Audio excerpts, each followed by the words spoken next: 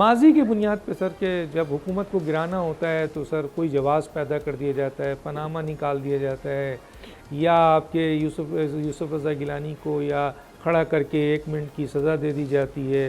ماضی میں بھی حکومتیں گرائی گئی ہیں اور عدلیہ نے سر ویلیڈیٹ بھی کیا ہے پرویز مشرف کے غیر قانونی عمل کو۔ ابھی 8 رکنی بینچ نے جو فیصلہ دیا ہے یہ فیصلہ غیر آئینی، غیر قانونی ہے، پوری دنیا چیخ رہی ہے۔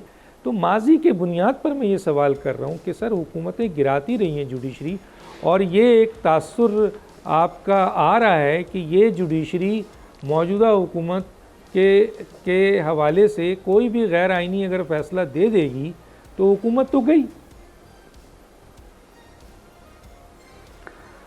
بہرحال امید رکھی جانی چاہیے کہ ایسا فیصلہ نہیں آئے گا، اور اگر ایک غیر آئینی فیصلہ آتا ہے تو پارلیمنٹ یا حکومت جو ہے ایک غیر آئینی فیصلے کو ایکسیپٹ کرنے یا اس پہ عمل کرنے کی پابند نہیں ہے۔ سبسکرائب کریں اور بیل دبائیں تاکہ کوئی خبر رہ نہ جائے۔